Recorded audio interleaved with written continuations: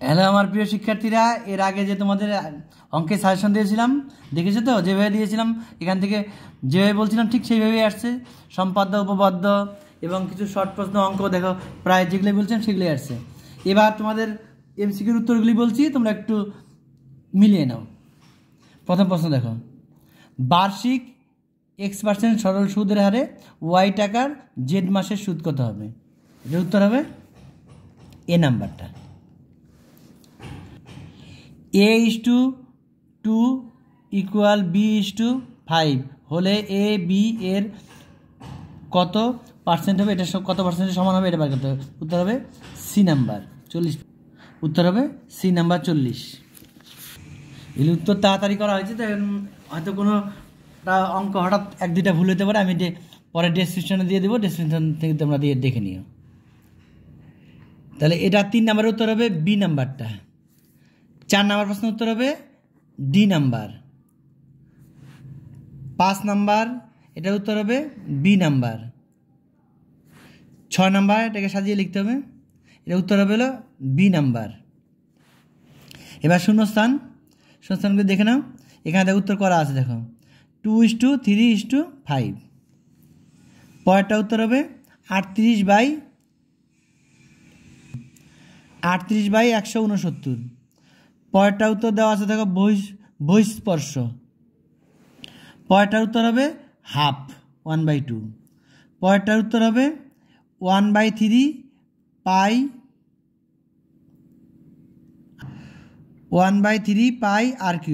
ঘন একক।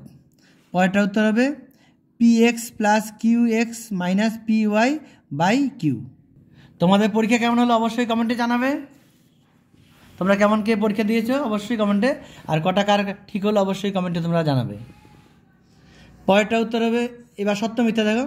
প্রথমটা হলো মিথ্যা, 2 নাম্বারটাও মিথ্যা, 3 নাম্বারটা সত্য, 4 নাম্বারটা মিথ্যা, 5 নাম্বারটা মিথ্যা, 6 নাম্বারটা মিথ্যা।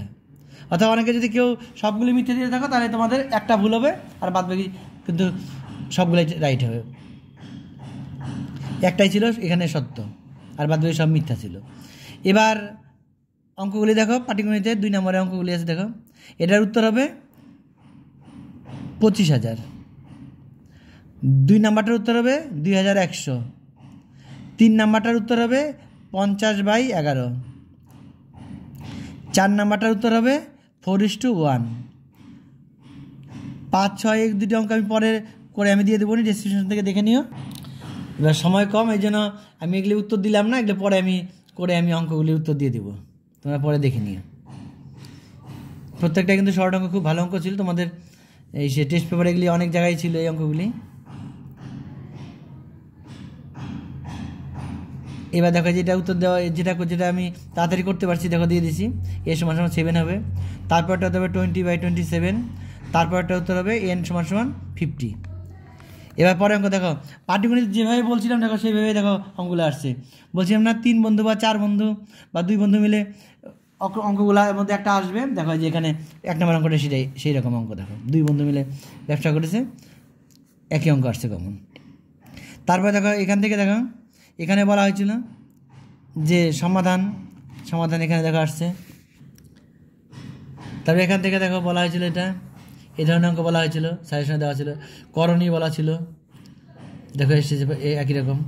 এবার 8-এর মধ্যে দেখো এখানে মান দেওয়া আছে, এটার মান বার করতে হচ্ছে এটা, বা যে নিচেরটা দেখো নিচেটা এই ধরনের অঙ্ক কিন্তু বলছিলাম করতে, এবং আমি মোবাইলে দেখো দেওয়া আছে, সাজেশনে দেওয়া ছিল। এবার দেখো জ্যামিতির মধ্যে দেখো এটা ছিল 38 নাম্বার, এটা বলা ছিল 38, দেখো 38 নাম্বার। আবার এখানে দেখো পিথাগোরাসের উপপাদ্য বিবৃতি করে প্রমাণ করো, এটা বলা ছিল। পিথাগোরাসে বলা ছিল এটা। আমি কিন্তু কমনের মধ্যে প্রথম যে 5টা কমন দিয়েছিলাম তার মধ্যে কিন্তু এই দুটাই ছিল। এরপর হলো আমি এটা যদিও দেই নেই, আমি এমনি ব্যাচে বলেছিলাম, কিন্তু এমনি ইসে করাই নেই আর কি, তোমাদেরকে সরাসরি করাই দেওয়া হয়নি, বা আমি কমনের মধ্যে দেই নি। এরপরে জ্যামিতি দেখো এই দুইটাই বলা হয়েছে জ্যামিতি। এটা ছিল সম্পাদ্য। আমি বলছিলাম মধ্যমানও দেখো আসছে, আর এটা হচ্ছে অন্তবৃত্ত আসবে, সেটা অন্তবৃত্ত আসছে। আমার সাজেশনের প্রথমেই কিন্তু ছিল অন্তবৃত্ত, এরপরে ছিল মধ্যমান, দুটোই। এখানে দেখো ত্রিকোণমিতিতে কিন্তু আমি এটা দেখো দেওয়া ছিল সাজেশনে। আর এটা বলছিলাম যে তোমাদের মান দেখবা, মান বসিয়ে যে অঙ্কগুলো করতে হয় সেগুলি ওখান থেকে করে যাও, তারপর কমন পেয়ে যাবে। তো এখান থেকে সেভাবে কিন্তু এটাও আসছে। আমি যে কমনগুলো দিচ্ছিলাম মোবাইলে দেখো সাজেশনে দেওয়া আছে, ফুল সাজেশনে ওখানে দেখো দেওয়া আছে ওখান থেকে। এবার এর নিচে দেখো, এবার হাইট অ্যান্ড ডিস্টেন্সের অঙ্কগুলো দেখো। এখানে দুটো অঙ্ক আছে, আমি কিন্তু বারবার করে বলছিলাম, নাম্বারও দেওয়া ছিল, প্লাস বলেও দিয়েছিলাম যে এই ধরনের অঙ্কগুলো কিন্তু পরীক্ষায় বারবার আসে। এটা দেখো দুটাই অঙ্ক কিন্তু দেখো সাজেশনে দেওয়া আছে। এবার পরিমিতিগুলি আমি এমনি বলেছিলাম, কিন্তু আমি সাজেশনে দিইনি, যেহেতু সবার পক্ষে করা সম্ভব না, এই জন্য আমি দিইনি। আর এগুলিতে আমি দেখো বারবার করে বলেছিলাম 3টা পার্ট করবা, আর 2টা পার্ট কিন্তু অবশ্যই দিতে পারবে। এখান থেকে সরাসরি দেখো সেভাবেই আসছে। একটা গড় নির্ণয়, এরপরটা আসছে হলো মধ্যমা নির্ণয়, আর তারপরটা আসছে হলো ক্রমযৌগিক পরিসংখ্যা। তাহলে তোমাদের পরীক্ষা কেমন হয়েছে অবশ্যই কমেন্টে জানাবে। এরপরে আমি সন্ধ্যার দিকে তোমাদের ইতিহাস দিয়ে দেবো, দেখে নিও।